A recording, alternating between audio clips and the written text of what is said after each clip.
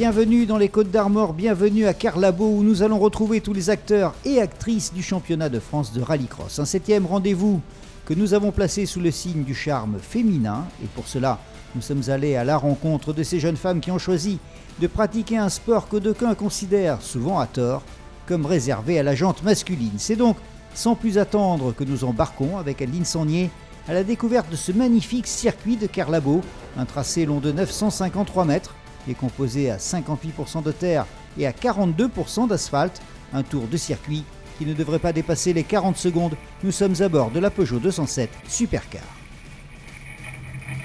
Bonjour à tous et à toutes, je m'appelle Adeline Sangnier, je vous invite à embarquer sur ma 207 sur le circuit de Carlabo. Donc là on se met en procédure, on attend que le feu passe au vert. Et tac, ça y est, c'est parti. Donc on part en 2, 3, 4, 5. Donc là, premier droite, 4, 3, 2 au dernier moment pour donner du grip un peu à l'avant. Et là, on enquille 3, 4, 5, 6. Donc là, on arrive sur un léger petit saut. Donc 5, 4, 3. Là, on arrive dans la grande parabolique, 4.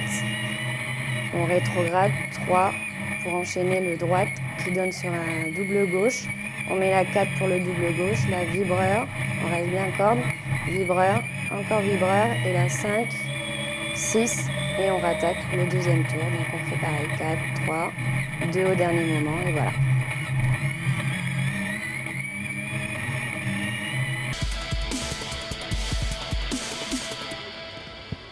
Retour dans le paddock avec Adeline, rencontre avec une pilote qui a 29 ans, compte déjà à son palmarès 6 titres de championne de France féminin de rallycross. Elle vient de faire cette année son entrée dans la catégorie reine. Bilan après 6 épreuves disputées en supercar. C'est vrai qu'on a bien commencé la saison où on a été qualifié à chaque fois pour les finales. Et là, ça fait 2 courses où malheureusement on n'est pas qualifié. Donc c'est assez mitigé, mais là on commence à progresser. Moi, c'est effectivement, je roule de plus en plus avec la supercar, donc je commence à la connaître, donc ça va mieux. Passer d'une Citroën C2 de 200 chevaux à une Peugeot 207 de près de 600 chevaux, le changement est radical, il faut tout revoir, pilotage, stratégie de course et même préparation physique. Préparation physique, je connais pas, je sais pas ce que c'est, je ne connais pas. Après pilotage, oui, parce que dans la C2, fallait pas être assez agressif, tandis que là avec la supercar, faut l'être un peu plus. Après c'est complètement différent, quoi. Une 4 roues, une 2 roues, voilà, ça n'a rien à voir. Depuis ses débuts en karting à l'âge de 9 ans, Adeline est passée par la Formule Ford, la Formule Renault, la course de côte ou encore le slalom. Mais ce qui l'a séduite, c'est le rallycross. En fait, plus que de se battre contre le chrono, ce qu'elle aime, c'est la bagarre en peloton. Exactement, course de côte et course de slalom, j'en faisais, mais c'était plus pour être avec mon père et mon frère. Mais en Formule Renault, j'en ai des bons souvenirs parce que voilà, on partait à une quarantaine, c'était génial au premier virage, tout. Et effectivement, moi, être toute seule, me battre contre le temps, ça j'aime pas, mais après, être avec les autres pilotes en bagarre, c'est sympa. Premier virage comme des brutes en travers. Une place de 5e au championnat, c'est l'objectif qu'Adeline s'était fixé en début de saison. Et pour l'instant, ça marche. Elle est 5e au classement provisoire. On veut toujours faire mieux, mais le principal, c'est de ne pas finir 6. On va essayer de conserver cette 5e place. Après, pourquoi pas 4, mais bon, ça va être difficile. Objectif atteint. En terminant 5e lors de la finale, Adeline conforte sa 5e position au championnat. Une finale dans laquelle on va retrouver Fabien Payet au départ, le champion 2014 qui a délaissé le championnat d'Europe le temps d'un week-end. Il est en pole position avec à ses côtés Gaëtan Serrazin et Fabien Chanoine. Voilà, le départ est donné. Et c'est Gaëtan Serrazin qui prend le commandement devant Fabien Payet. Une position que Gaëtan Serrazin va devoir abandonner à l'issue de son passage dans le Tour de Joker. Et ce sera donc la victoire de Fabien Payet sur ses terres. Il l'emporte devant Gaëtan Serrazin, Christophe Wild, Fabien Chanoine et Adeline Sangnier. Moi, le championnat de France, c'est vrai que je le connais quand même très bien. Je sais le niveau des compétiteurs. Je sais qu'il y en a qui vont très vite, comme Gaëtan et Christophe. Ont été vraiment redoutables ce week-end, ça n'a vraiment pas été facile du tout. En tête du championnat, c'est extrêmement serré entre Christophe Wild et Gaëtan Serrazin. L'écart entre les deux n'est que de 3 points. Fabien Chanoine est sur le podium provisoire, mais il reste sous la menace de Christophe Jouet. Bref, à 3 manches de la fin, c'est un championnat qui demeure encore très ouvert.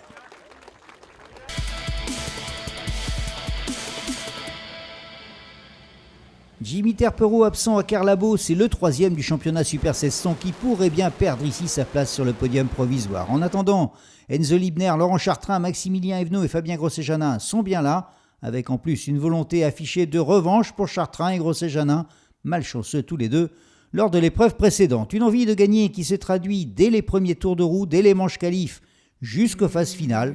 C'est donc en première ligne qu'on les retrouve au départ de la finale, une position qu'il partage avec Maximilien Evenot. Nous sommes à bord de la Citroën C2 de Laurent Chartrain. Et un départ spectaculaire, un mano qui tourne à l'avantage de Laurent Chartrain.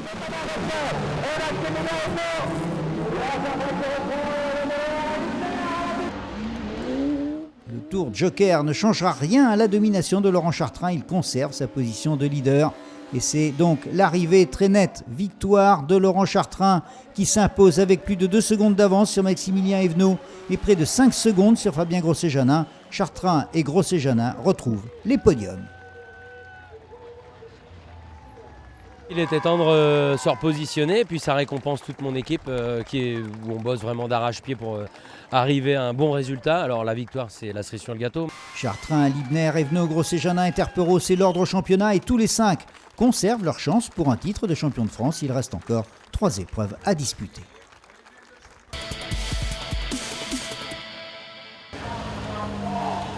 Nous avions placé cette émission sous le patronage des pilotes féminines. Et bien, après Aline Sangnier en supercar, nous voici dans le paddock des Twingo R1 avec 5 filles engagées dans la Coupe des Dames. À Carlabo, Catherine Chartrain et Perrine Perrin manquaient à l'appel. Ont répondu présent Sandra Vincent, Coralie Moreau et Sabrina Souchot.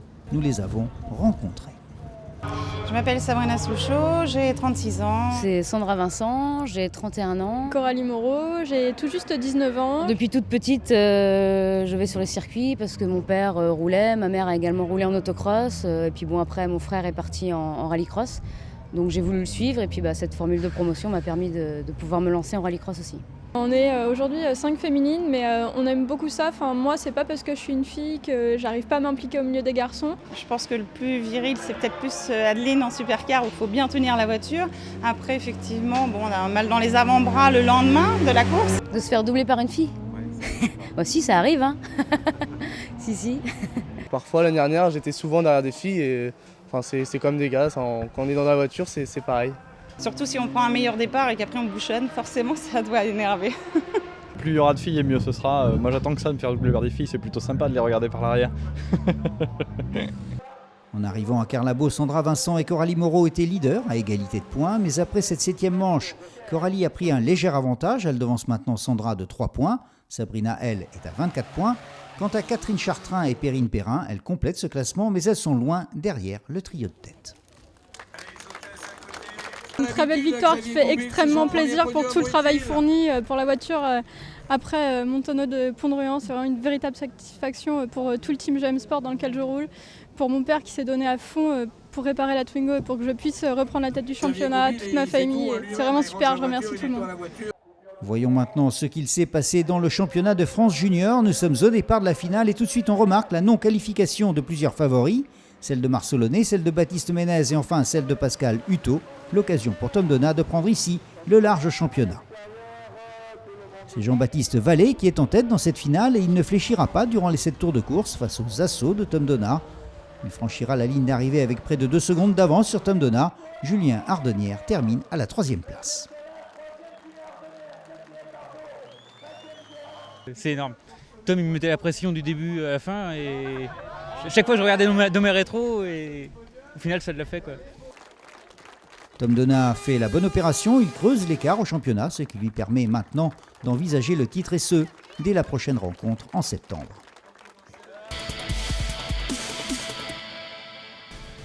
Pour Marc Maurice et David Vincent, Carlabo restera comme un faux pas, et ceci à cause d'une demi-finale ratée. Non qualifiés en finale, ils abandonneront toutes leurs chances de résultat en Coupe de France de Division 3. Pas de problème, en revanche, pour le leader de la D3, pour Christophe Saunois, qui s'est adjugé la pole position sur la grille de départ. Une première ligne qu'il partage avec Guy Moreton et Henri Navaille. Le départ dans un instant. Et voilà, c'est parti. Et c'est Guy Moreton qui s'impose. Il est en tête dans cette finale.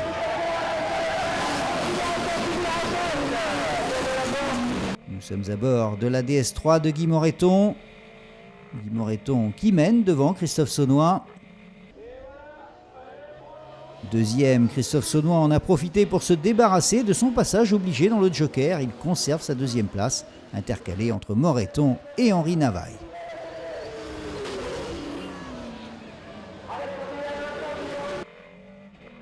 De retour en caméra embarquée avec Guy Moreton qui s'engage à son tour dans le Joker. Va-t-il garder sa première place? Réponse dans un instant. Et vous allez le voir, il va ressortir juste devant Christophe Saunois. Une fin de course haletante qui se solde à l'avantage de Guy Moreton. Le duel Moreton-Saunois assurément une des plus belles passes d'armes du week-end. Après Lavarré, c'est la deuxième victoire de la saison pour Guy Moreton. Gagner devant quand même la référence du championnat, celle-ci va rester longtemps gravée dans ma mémoire quand même. Et au classement provisoire à 3 épreuves de la fin, Guy Moreton talonne Christophe Saunois. Il n'est plus qu'à 7 points du leader.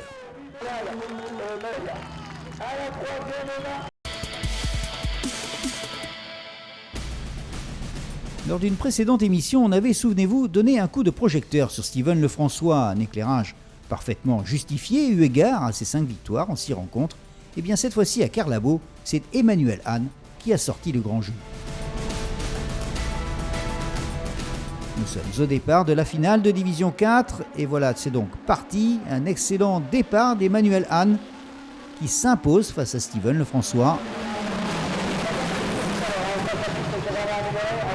Emmanuel Hahn est en tête, une position qui ne lâchera pas durant les 7 tours de course.